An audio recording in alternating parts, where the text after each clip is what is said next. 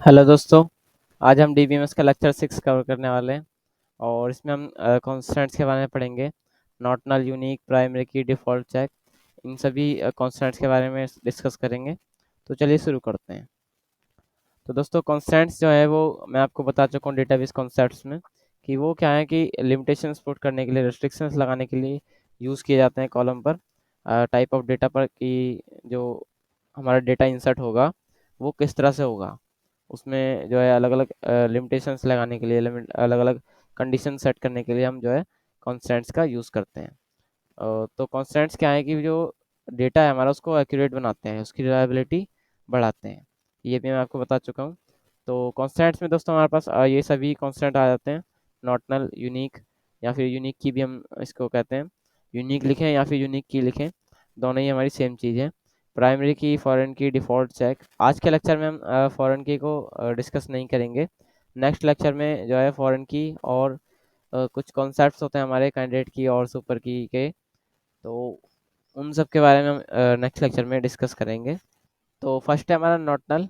तो दोस्तों, by default जो है एक एट्रीब्यूट जो होता है, एक कॉलम, वो नल वैल्यू को कंटेन कर सकता है, यानी उसको होल्ड कर सकता है।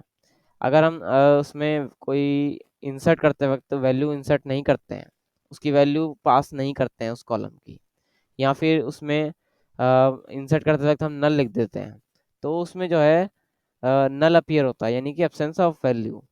यानी कि हमने जो उस कॉलम की हमें वैल्यू नहीं पता है। तो नल क्या है कि absence of value. In future हम जो है अगर हमें वैल्यू पता चलती है तो हम उसमें वैल्यू को इंसर्ट कर सकते हैं और उस नल की जगह पर फिर वो वैल्यू अपीयर होगी। अगर हम उसमें नॉट नल कॉन्स्टेंट लगा देते हैं तो उसमें क्या है कि नल वैल्यू कंटेन नहीं कर सकता वो एट्रीब्यूट, यानी कि हम उसमें कोई भी वैल्यू खाली नहीं छोड़ सकते, हमें उसकी कोई ना कोई वैल्यू पास करनी ही होगी। तो इसको लगाने के लिए हम क्रिएट टेबल का या फिर ऑल्टर टेबल, जो हमारी कमांड है, उसका यूज़ कर सकते हैं। अगर हमें टेबल को क्रिएट करते वक्त ही लगाना है तो हम क्रिएट टेबल का यूज़ करेंगे। और जैसे मान लीजिए हमें आईडी वाले कॉलम पर लगाना है ईएमपी नाम की टेबल में, तो हम लिखेंगे क्रिएट टेबल ईएमपी और आईडी ब्रैकेट के अंदर, ये हमारे कॉलम की डिटेल है, तो इसमें लिखेंगे आईडी। उसके बाद उसका डेटा टाइप इंट, और कांस्टेंट हमें यहाँ पर लगाने होते हैं, तो कांस्टेंट में हमने लिख दिया नॉट नल। तो इस तरह से हम जो है क्रिएट करते वक्त कांस्टेंट को ऐड करेंगे, यानी नॉट नल को ऐड करेंगे। उसके बाद अगर हमें टेबल हमारी बनी हुई है, तो उसके बाद हमें अगर जो है कांस्टेंट को ऐड करना है, नॉट नल को, तो हम क्या करेंगे, ऑल्टर टेबल ईएमपी, उस कॉलम को, जिस भी कॉलम पे हमें नॉट नल लगाना है, उसको मॉडिफाई करेंगे। तो मॉडिफाई एज में हमें लगाना, तो एज, उसका डेटा टाइप इंट और फिर कांस्टेंट यानी कि नॉट नल। तो इस तरह से हम जो है नॉट नल को ऐड कर सकते हैं। तो दोस्तों, यहाँ पर हमारे पास ईएमपी नाम की टेबल पहले से बनी हुई थी, तो हमने उसको डिलीट कर दिया। अब हम ईएमपी नाम के टेबल बनाते हैं दोबारा से, और उसमें हम जो है नॉट नल कांस्टेंट को ऐड करेंगे। तो हम इसमें लिख देते हैं क्रिएट टेबल ईएमपी, और फिर कॉलम की डिटेल देंगे, तो इसमें हम आईडी लिख देते हैं, आईडी, और इसका डेटा टाइप इंट, और नॉट नल हम लगा देते हैं, तो नॉट और नल, इस तरह से हमने लिख दिया। उसके बाद नेम का कॉलम दे देते हैं, इसमें हम वैर कैर लिख देते हैं, तो वैर कैर, और 20 इसमें पास कर देते हैं, 20 कैरेक्टर के लिए। तो इस तरह से हम जो है खाली दो ही कॉलम बनाते हैं इसमें। तो ये हमने एंटर किया, तो आप देख सकते हैं क्वेरी ओके, यानी कि टेबल बन चुकी है। तो डिस्क्राइब करते हैं अगर हम ईएमपी को, ईएमपी, तो आप देख सकते हैं इस टेबल में हमने दो कॉलम बना दिए, आईडी और नेम। आईडी वाले पे हमने नॉट नल कांस्टेंट लगाया है, तो आप देख सकते हैं नल के आगे जो है नो लिखा आ रहा है, यानी कि इसमें नल वैल्यू कंटेन नहीं हो सकती, नल वैल्यू इंसर्ट नहीं हो सकती। अब हम एक रो इंसर्ट करते हैं, और इसमें आईडी वाले कॉलम की हम वैल्यू पास नहीं करेंगे। तो बाय डिफ़ॉल्ट क्या होता है, अगर हम वैल्यू पास नहीं करते हैं तो उसमें नल अपीयर होता है। लेकिन हमने क्योंकि इसमें नॉट नल कांस्टेंट लगाया हुआ है, तो ये क्या करेगा, नल को कंटेन नहीं कर सकता, इसलिए ये एरर दे देगी। जब हम क्वेरी एग्जीक्यूट करेंगे, उसमें रो रो जो है वो इंसर्ट होगी ही नहीं, और एरर आ जाएगी। तो हम देखते हैं इंसर्ट करके, इंसर्ट इनटू ईएमपी, और वैल्यूज़ हम लिखेंगे, तो वैल्यूज़, उसके बाद हम वैल्यू पास करते हैं। तो आईडी की अगर हम वैल्यू पास नहीं करना चाहते हैं, तो हमें यहाँ पर जिन जिन कॉलम की हम वैल्यू पास करना चाहते हैं उनके नाम लिखने होंगे। तो यहाँ पर हम खाली नेम की वैल्यू पास करना चाहते हैं, तो हमने यहाँ पर ले नेम लिख देते हैं। उसके बाद हम वैल्यू पास करेंगे और नेम में हम राम का दे देते हैं, तो राम हम दे देते हैं। उसके बाद एग्जीक्यूट करते हैं, तो आप देख सकते हैं एरर आ गई है, यानी कि जो इसमें क्या लिखा है, field ID does not have a default value. यानी कि जो कॉलम है हमारा बाय डिफ़ॉल्ट क्या होता है कि अगर हम उसकी वैल्यू पास नहीं करते हैं, तो उसमें जो डिफ़ॉल्ट वैल्यू सेट होती है उसकी, वो नल होती है इन एब्सेंस ऑफ वैल्यू। लेकिन हमने नॉट नल कांस्टेंट लगा दिया है, तो उसकी वजह से क्या है कि जो डिफ़ॉल्ट वैल्यू है वो हट गई है, यानी कि जो डिफ़ॉल्ट वैल्यू सेट होती है नल, वो हट गई है। अब उसकी कोई भी डिफ़ॉल्ट वैल्यू नहीं है, तो इसलिए जो है आईडी वाले कॉलम में नल अपीयर नहीं होगा। और जो हमारी रो है वो, उसमें हमें आईडी की वैल्यू पास करनी ही होगी। तो जैसे कि अगर हम इसमें नल लिख देते हैं मैन्युअली, तो आप देख सकते हैं अगर हम इसमें वैल्यू, हम इसमें सभी कॉलम्स की वैल्यू देना चाहते हैं और इसमें हम मैन्युअली नल लिख देते हैं, तो आप देख सकते हैं यहाँ पर जो है ये कहेगा कि column ID can not be null. तो यहाँ पर क्या था कि डिफ़ॉल्ट वैल्यू बोल रहा था, और यहाँ पर क्या है, हम मैन्युअली नल दे रहे हैं, यानी कि एब्सेंस ऑफ वैल्यू। तो इसमें हमने नॉट नल कॉन्स्टेंट लगाया, यानी कि जो कॉलम है हमारे पास वो नल वैल्यू कंटेन नहीं कर सकता, तो कैन नॉट बी नल। अब अगर हम इसकी वैल्यू पास करते हैं आईडी की, तो ये जो है रो इंसर्ट हो जाएगी। तो हम इसमें नल की जगह पर 1010 लिख देते हैं, तो आप देख सकते हैं क्वेरी ओके, यानी कि रो इंसर्ट हो गई। अब अगर हम सेलेक्ट करते हैं, सेलेक्ट स्टार फ्रॉम ईएमपी, आप देख सकते हैं ये हमारी रो इंसर्ट हो चुकी है। नेक्स्ट है दोस्तों यूनिक या फिर यूनिक की। तो आप यूनिक लिखें या फिर यूनिक की लिखें, कोई फ़र्क नहीं पड़ता, दोनों ही सेम है। इसमें क्या है कि डिफरेंट वैल्यूज़ होंगी, यानी कि जो हमारा एट्रीब्यूट है कॉलम है, उसके अंदर सभी वैल्यूज़ डिफरेंट होंगी। नो डुप्लीकेट वैल्यू अलाउड, कोई भी डुप्लीकेट वैल्यू हम उसमें इंसर्ट नहीं कर सकते। यानी कि जो वैल्यू एक बार पहले इंसर्ट हो चुकी है, वही सेम वैल्यू उस कॉलम में हम इंसर्ट नहीं कर सकते। तो ये होता है हमारा यूनिक की, यानी कि इसमें यूनिक वैल्यू ही इंसर्ट होंगी। तो इसको लगाने के लिए हम टेबल को क्रिएट करते वक्त लगा सकते हैं, या फिर अगर हमें बाद में लगाना है तो ऑल्टर टेबल का हम यूज़ करेंगे। तो क्रिएट करते वक्त हम इसमें यूनिक भी लिख सकते हैं और यूनिक की भी। सिमिलरली जब हम ऑल्टर टेबल का यूज़ करेंगे, तो उसमें भी हम यूनिक भी लिख सकते हैं और यूनिक की भी लिख सकते हैं। तो जैसे कि इसमें क्रिएट करते वक्त हमें लगाना है, तो हम लिखेंगे create table EMP column ID, उसका डेटा टाइप इंट, और आईडी वाले पे हमें कांस्टेंट लगाना है, तो यूनिक हमने लिख दिया कांस्टेंट। यहाँ पर हम यूनिक की भी लिख सकते हैं। तो इस तरह से हम जो है ऐड कर सकते हैं क्रिएट करते वक्त। अगर हमें बाद में ऐड करना है, तो हम ऑल्टर कमांड का यूज़ करेंगे, और इसमें हम लिखेंगे ऑल्टर टेबल ईएमपी, उसके बाद ऐड कीवर्ड का यूज़ करेंगे, और उसके बाद हम जो है यूनिक लिख सकते हैं या फिर यूनिक की भी हम लिख सकते हैं। और पैरामीटर में हम जो है उस कॉलम का नाम देंगे जिस भी कॉलम पर हम यूनिक या फिर यूनिक की कांस्टेंट लगाना चाहते हैं। तो इसमें हमने जैसे आईडी पे लगाना चाहते हैं, तो हम आईडी इसमें लिख देंगे। तो दोस्तों आप देख सकते हैं हमारे पास ये ईएमपी नाम की टेबल है। तो इसमें हमने आईडी वाले कॉलम पर तो नॉट नल लगा रखा है। अब हम नेम वाले कॉलम पर यूनिक कांस्टेंट लगाते हैं। तो इसके लिए हम ऑल्टर कमांड का यूज़ करेंगे। तो हम लिखेंगे ऑल्टर टेबल टेबल ईएमपी, और इसमें हम जो है ऐड करेंगे कांस्टेंट को। तो ऐड करेंगे और यूनिक भी लिख सकते हैं हम, और यूनिक की भी लिख सकते हैं। तो इसमें हम यूनिक की ही लिख देते हैं। तो इसमें हम जो आएंगे नेम वाला कॉलम पास करेंगे। तो इस तरह से हमने ये लिख दिया। तो आप देख सकते हैं क्वेरी ओके, यानी कि जो यूनिक की वाला कांस्टेंट है वो हमारा ऐड हो चुका है नेम वाले कॉलम पर। अब अगर हम इसमें डुप्लीकेट वैल्यू इंसर्ट करते हैं, तो उसमें डुप्लीकेट वैल्यू इंसर्ट नहीं होगी, एरर आ जाएगी। जैसे कि राम हमारे पास पहले से एग्जिस्ट करता है नेम वाले कॉलम में, तो हम एक रो इंसर्ट करते हैं और उसमें नेम की वैल्यू राम ही पास करते हैं। तो इसमें हम इंसर्ट वाली कमांड को यूज़ करते हैं। तो इसमें अगर हम राम को नेम की जगह पर लिखते हैं और आईडी में हम 102 लिख देते हैं। तो 102 हमने लिखा। अगर हम इसको इंसर्ट करना चाहते हैं, तो आप देख सकते हैं डुप्लीकेट एंट्री राम फॉर की emp डॉट नेम, यानी इस कॉलम के लिए, नेम वाले कॉलम के लिए हमारे पास जो राम है वो डुप्लीकेट वैल्यू है और वो हमारी इंसर्ट नहीं हो सकती क्योंकि हमने यूनिक की इसमें लगा दिया है। अब अगर हम इसमें डिफरेंट वैल्यू इंसर्ट करते हैं, यानी कि यूनिक वैल्यू इंसर्ट करते हैं, तो इसमें जो है वो इंसर्ट हो जाएगी। जैसे कि अगर हम इसमें लगाते हैं और 102 आईडी है हमारे पास, और इसमें हम जो है राज लिख देते हैं, तो आप देख सकते हैं ये हमारी इंसर्ट हो जाएगी। तो करिए ओके, यानी इंसर्ट हो गई। और अगर हम इसको सेलेक्ट करते हैं डेटा को, तो आप देख सकते हैं यहाँ पर दूसरी रो भी हमारी इंसर्ट हो चुकी है। तो इस तरह से जो है यूनिक कॉन्सेप्ट हमारा काम करता है। अब दोस्तों नेक्स्ट है हमारे पास प्राइमरी की। तो प्राइमरी की के बारे में हम पहले से ही पढ़ चुके हैं डेटाबेस कॉन्सेप्ट्स में। तो प्राइमरी की क्या है दोस्तों? The attribute use to uniquely identify all the tuples of relation, यानी कि एक टेबल में, एक रिलेशन में जितनी भी टपल्स हैं हमारे पास, जितनी भी रोज हैं, उन सबको यूनिकली आइडेंटिफाई करने के लिए हम यूज़ करते हैं प्राइमरी की का। तो इसमें क्या है कि ये बेसिकली नॉटनल और यूनिक का कॉम्बिनेशन होती है। इसमें ना तो नल वैल्यू अलाउड होगी और ना ही डुप्लीकेट वैल्यू अलाउड होगी। तो ये जो है दोनों का कॉम्बिनेशन होती है।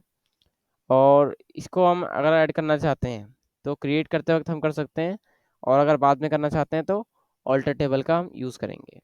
तो क्रिएट करते वक्त हम जो है कांस्टेंट की जगह पर प्राइमरी की लिखना होगा हमें, और बाद में अगर हम करना चाहते हैं तो ऑल्टर टेबल का हम यूज़ करेंगे। तो इसमें हम लिखेंगे ऑल्टर टेबल emp, टेबल का नाम है हमारे पास। उसके बाद ऐड कीवर्ड लगाएंगे और फिर प्राइमरी की हम लिखेंगे। ये हम पहले भी लास्ट लेक्चर में हम पढ़ चुके हैं। तो इसमें हम प्राइमरी की लिखेंगे और फिर पैरामीटर में हम उस कॉलम का नाम दे देंगे जिस भी कॉलम पर हमें प्राइमरी की ऐड करनी है। तो ये किस तरह से वर्क करेगी हम देख लेते हैं इसको माइस्क्वेल में। अब दोस्तों हमारे पास ये टेबल बनी हुई है emp नाम की। तो हम इसको डिलीट कर देते हैं वापस से। तो इसमें हम लिख देंगे ड्रॉप टेबल emp, और ये हमने डिलीट कर दी टेबल को। अब हम दोबारा से बनाते हैं और प्राइमरी की इसमें इंसर्ट करेंगे आईडी वाले कॉलम पर। तो हम इसमें लिख देते हैं क्रिएट टेबल टेबल emp, और इसमें हम कॉलम बनाएंगे आईडी का। तो आईडी और इंट, इसका डेटा टाइप हो गया। उसके बाद हम कांस्टेंट लगाएंगे। तो प्राइमरी की हम लिख देते हैं, तो प्राइमरी, तो ये लिख दिया प्राइमरी की, ये हमारा कांस्टेंट लग गया प्राइमरी की वाला। उसके बाद हम नेम का कॉलम दे देते हैं। तो इसमें हम वेर कैर लगा देते हैं, वेर कैर और 20।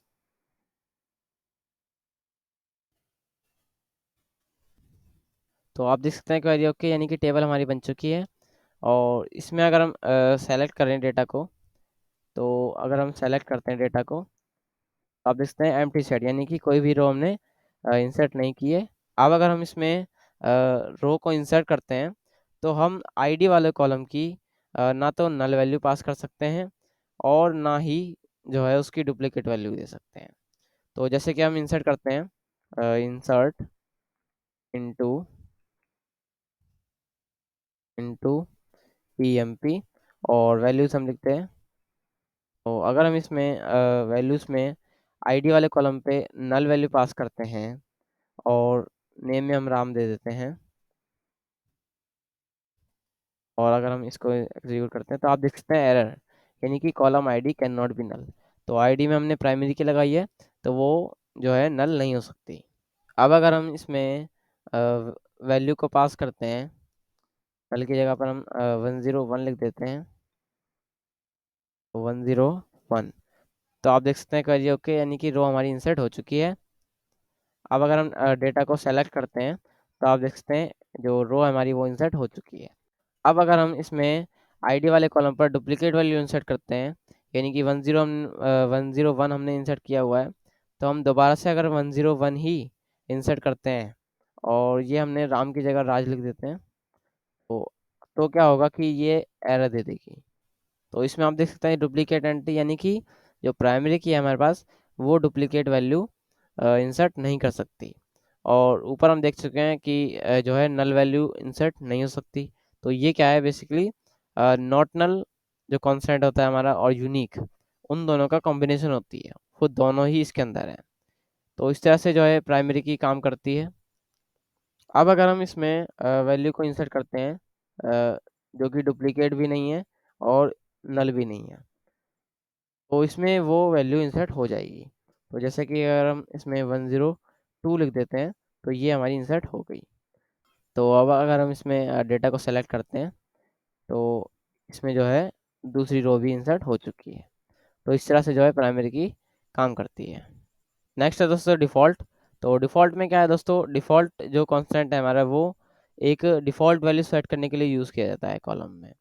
अगर हम किसी उस कॉलम की वैल्यू को पास नहीं करते हैं इंसर्ट करते वक्त, तो उसमें वो वैल्यू अपीयर होगी जो हमने डिफ़ॉल्ट वैल्यू सेट की है। इसको अगर हमें टेबल को क्रिएट करते वक्त ऐड करना है, तो हम जैसे एज वाले कॉलम पर अगर हमें ऐड करना है तो हम इसमें कांस्टेंट की जगह पर लिख देंगे डिफ़ॉल्ट, और जो भी हमें डिफ़ॉल्ट वैल्यू सेट करनी है वो हम यहाँ पर लिख देंगे। तो जैसे 18 अगर हमें देनी है एज की डिफ़ॉल्ट वैल्यू, तो हम लिख देंगे डिफ़ॉल्ट 18 इस तरह से। और इसको हम बेसिकली न्यूमेरिक वाले पे भी लिख सकते हैं, और टेक्स्ट जो हमारा कॉलम है टेक्स्ट वाला, उस पर भी हम डिफ़ॉल्ट वैल्यू सेट कर सकते हैं। जैसे कि अगर हमें सिटी वाला जो कॉलम है हमारे पास, उसमें हमने वैरकर लगा रखा है यानी टेक्स्ट वैल्यू। तो अगर हमें उस पे भी लगाना है, जैसे कि मान लीजिए अगर कोई यूज़र सिटी के वैल्यू इंसर्ट नहीं करता है, तो हम उसमें नल की जगह पर अननोन अपीयर कराना चाहते हैं, तो हम इसमें डिफ़ॉल्ट वैल्यू सेट कर देंगे और इसमें हम लिखेंगे डिफ़ॉल्ट, और इसमें जो लिटरल होगा हमारा वो बेसिकली टेक्स्ट लिटरल होगा क्योंकि हमने वैरकर लगा रखा है। तो इसमें हम जो है जो डिफ़ॉल्ट वैल्यू सेट करेंगे वो भी हम कोटेशन मार्क के अंदर इनक्लोज करके ही लिखेंगे। तो इसमें हमने लिख दिया अननोन। तो इस तरह से हम जो है डिफ़ॉल्ट वैल्यू सेट करते हैं क्रिएट करते वक्त।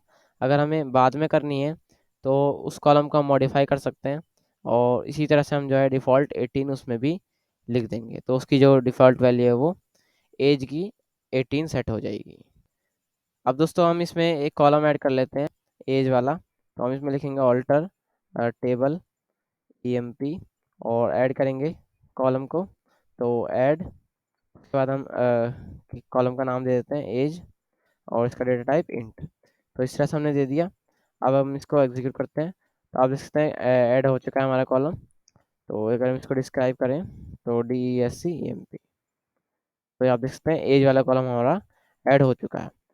अब अगर हम इसमें एक रो इंसर्ट करते हैं और उसमें एज की वैल्यू पास नहीं करते हैं, तो बाय डिफ़ॉल्ट क्या होता है, जो डिफ़ॉल्ट वैल्यू सेट होती है वो हमारे पास नल होती है, यानी कि उसमें नल वैल्यू इंसर्ट हो जाएगी।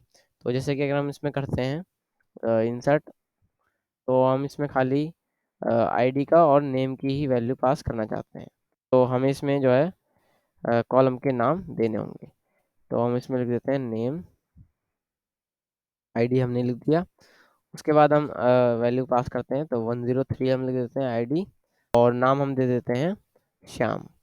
तो इसमें हम लिख देंगे श्याम, ये हमने दे दिया। अगर हम इसको इंसर्ट करते हैं तो ये हमारी जो रो है इंसर्ट हो चुकी है। अब अगर हम डेटा को सेलेक्ट करते हैं तो आप देख सकते हैं जो एज वाला कॉलम है हमारे पास, उसमें सभी में नल अपीयर हो रहा है। तो बेसिकली ये हमने कॉलम जो है वो बाद में बनाया है, और इसमें हम 2 रो पहले से इंसर्ट कर चुके थे। तो इसमें उन 2 रो में भी नल वैल्यू इंसर्ट हो चुकी है, और हमने अभी जो रो इंसर्ट की है उसमें भी हमने एज की वैल्यू पास नहीं करी थी, तो उसमें जो है हमने नल वैल्यू दिखाई दे रही है। तो इस तरह से क्या है डिफ़ॉल्ट वैल्यू सेट होती है नल।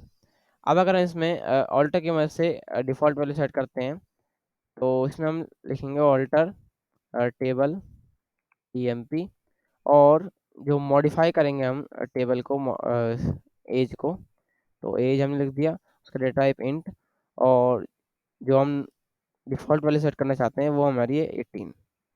ये हमने लिख दिया 18, अब हमारे पास जो डिफ़ॉल्ट वैल्यू है वो 18 सेट हो चुकी है। अब अगर हम इसमें रो को इंसर्ट करते हैं और इसमें हम एज की वैल्यू पास नहीं करेंगे, तो इसमें हम लिख देते हैं नेम की जगह पर अजय, और आईडी हमारे पास हो जाएगी 104। तो आप देख सकते हैं करियर के यानी कि इंसर्ट हो चुकी है।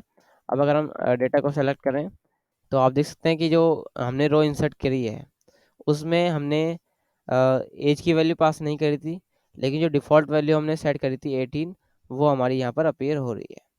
तो इस तरह से जो है डिफ़ॉल्ट वैल्यू इंसर्ट दोस्तों होती अगर है। हम इसमें एक रो इंसर्ट करते हैं और उसमें एज वाले कॉलम की भी वैल्यू पास करते हैं, तो हमारे पास जो एज वाला कॉलम है उसमें वही वैल्यू अपीयर होगी जो हम पास करेंगे। तो हम इसमें इंसर्ट करते हैं, इसमें बेसिकली डुप्लीकेट वैल्यू दे देती है अभी पहले, तो इसमें 105 हम देते हैं और नाम हमारा अमित हो गया, एज हमारी 25। तो अगर हम इसको इंसर्ट करते हैं तो आप देख सकते हैं इंसर्ट हो चुकी है।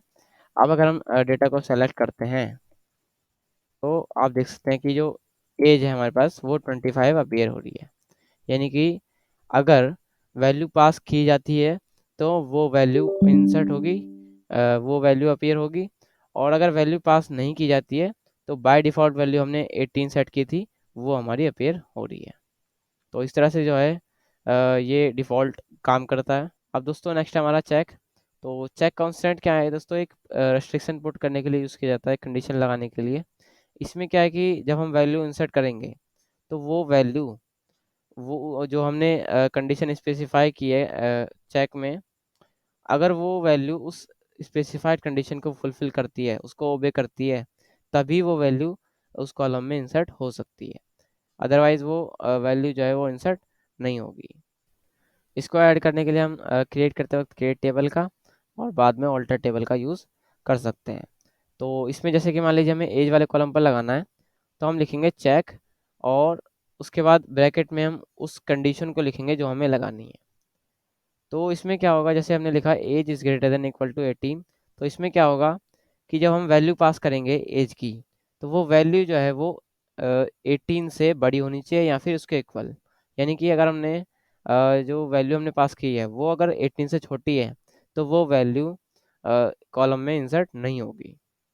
और दोस्तों अगर हमें बाद में लगाना है तो हम अल्ट्रा टेबल का यूज़ करेंगे और इसमें हम ऐड क्लॉज से भी कर सकते हैं और मॉडिफाई क्लॉज से भी। तो सिमिलरली उसी तरह से हम लिखेंगे चेक और इसमें ब्रैकेट के अंदर कंडीशन। तो इसको हम करते हैं हमारे स्क्वेल के अंदर। तो दोस्तों आप देख सकते हैं हमारे पास ये टेबल है एएमपी नाम की। इसमें हमारे पास जो एज वाला कॉलम है उसमें हमने डिफ़ॉल्ट वैल्यू सेट की हुई है 18। अब हम इसमें कॉन्स्टेंट को चेंज करते हैं और चेक लगाते हैं। तो इसमें हम ऑल्टर कमांड का यूज़ करेंगे, तो ऑल्टर टेबल ईएमपी और हम इसमें मॉडिफाई करेंगे, तो मॉडिफाई और एज को हमें करना है तो एज, उसके बाद डेटा टाइप इंट और कांस्टेंट हम लगाएंगे चेक। तो चेक हमने लिखा, उसके बाद हम उसकी कंडीशन देंगे, तो इसमें लिख देंगे हम ग्रेटर देन इक्वल टू 18। तो ये हमने कंडीशन लगा दी। अब अगर ये कंडीशन फुलफिल होगी तभी जो है हमारी वैल्यू पास होगी। तो क्वेरी ओके, यानी कि जो हमने कांस्टेंट है वो चेंज कर दिया है और पहले इसमें डिफ़ॉल्ट था, अब चेक हमने लगा दिया। तो इसमें अब हम वैल्यू इंसर्ट करते हैं। तो इसमें हम लिखते हैं insert, insert into into EMP और उसके बाद हम सभी कॉलम्स की वैल्यू देना चाहते हैं, तो इसमें हम लिखेंगे वैल्यूज़, वैल्यूज़। उसके बाद आईडी की हमारे पास हो जाएगा 106 हम लिख लेते हैं। उसके बाद नेम हम देते हैं, तो नेम में हम दे देते हैं हरी। उसके बाद 17। तो ये क्या है, 17 18 से छोटा है, तो ये जो है कंडीशन को फुलफिल नहीं करेगा और ये जो रो है हमारी वो इंसर्ट नहीं होगी। तो आप देख सकते हैं एरर आ गई है, यानी कि चेक कांस्टेंट जो है वो वायलेट हो रहा है, यानी कि उसको फॉलो नहीं किया जा रहा, उसको तोड़ा जा रहा है चेक को। जो हमने कंडीशन लगाई है वो हमारी फुलफिल नहीं हो रही है। 17 क्या है, 18 से छोटा है। हमने 18 की कंडीशन लगाई कि जो एज है हमारी वो 18 होनी चाहिए या फिर उससे बड़ी होनी चाहिए। तो जो 17 है वो छोटी है, इसलिए जो है जो चेक कांस्टेंट है हमारा वो वायलेट हो रहा है और जो हमारी रो है वो इंसर्ट नहीं हो रही है। अगर हम इसमें 18 लिखते हैं, एज को 18 लिखते हैं, तो आप देख सकते हैं जो है वैल्यू इंसर्ट हो गई। अब अगर हम डेटा को सेलेक्ट करते हैं तो आप देख सकते हैं हमारे पास ये रो हमारी इंसर्ट हो चुकी है। अब अगर हम इसमें 18 से बड़ी वैल्यू इंसर्ट करते हैं तो दोस्तों हमने इसमें आईडी जो है वो डुप्लीकेट दे दी है। हम इसमें आईडी को 107 कर देते हैं और नाम भी हम चेंज कर देते हैं। तो नाम हम लिख देते हैं राधा। ये हमने लिख दिया राधा। अब हम इसको इंसर्ट करते हैं, तो ये हमारे हो चुका है इंसर्ट। अब अगर हम इसको सेलेक्ट करें तो आप देख सकते हैं जो ये वाली रो भी हमारी इंसर्ट हो चुकी है। तो इस तरह से जो है चेक काम करता है, यानी कि जो हमने कंडीशन स्पेसिफाई की है, अगर वो फुलफिल होती है तो ही हमारी जो वैल्यू है वो इंसर्ट हो सकती है, अदरवाइज वो वैल्यू इंसर्ट नहीं होगी। तो थैंक यू दोस्तों, आज का लेक्चर हमारा यहीं पर समाप्त होता है। अगर आपको वीडियो पसंद आई तो लाइक करें एंड चैनल को सब्सक्राइब जरूर करें। अगर आपकी कोई क्वेरी है, कोई क्वेश्चन है, तो आप कमेंट ज़रूर करें। तो जय हिंद दोस्तों।